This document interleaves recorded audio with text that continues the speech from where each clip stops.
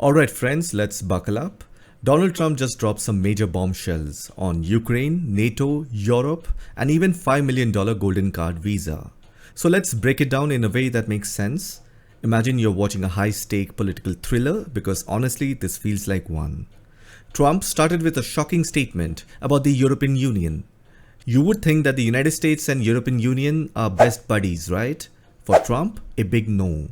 He had a different take. He said the European Union was formed in order to screw the United States. Imagine you and your best friend working together for years, and then one day your friend says, "Actually, I always wanted to beat you." That's the level of drama we are talking about. Now let's talk about Ukraine and NATO.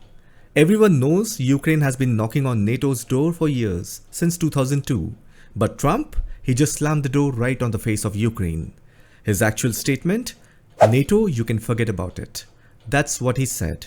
And here's the twist. He actually blamed NATO for the war. According to Trump, Russia invaded Ukraine because of its NATO dreams. Basically, he's saying, if you stop talking about NATO, maybe the war will stop. This statement is absolutely true. I have been saying this right from the day one of this war. But even the previous US government was the program manager of all these ideas.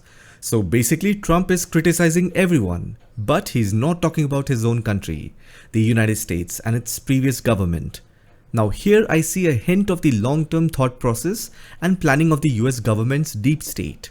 It's like they must have said to Trump, "Go all out, blame everyone, but just don't take our country's name, since you are the head right now." Now usually the United States is like the big brother who jumps in to help. But this time Trump is saying, not my problem. He wants Europe to take full responsibility for Ukraine's security. He said, Europe is their next door neighbor, let them handle it. Basically, Trump wants less US involvement and more focus on making deals instead of sending military aid. Now that brings us to the next big thing. Trump announced something huge. Ukraine's President Zelensky is coming to the White House on Friday. And it's not just for tea and biscuits. They are finalizing a critical minerals deal. My last video was on this. Watch it to understand what minerals does Ukraine's soil have. Anyways, so Trump said it's a great deal for Ukraine because once we are there, nobody will mess around.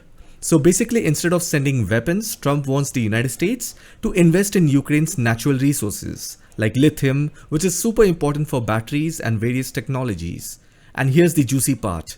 Trump originally wanted Ukraine to pay back $500 billion for all the aid they have received from US government. But Zelensky said no way to that number. But both sides are still negotiating, so instead of the money, Ukraine will pay through minerals and natural resources. It's like the collector has now come knocking at your door, saying time to settle your dues. No cash, no problem. Your land, your resources, your future. That's the new currency. And now for the most unexpected twist. A new gold card visa. Think of it like an exclusive VIP ticket to America. You pay $5 million and you get a shot at US citizenship. Trump was super confident about this. He said, "I think it will sell like crazy." According to Trump, if 1 million people buy it, that's $5 trillion in revenue. He even hinted that this money could help pay off the national debt. So this is where things stand. Trump is reshaping the geopolitical game, pulling back from Ukraine, making Europe step up, turning aid into business deals, and opening up a $5 million golden gate to America. Is this bold leadership or just high-stakes poker with global security?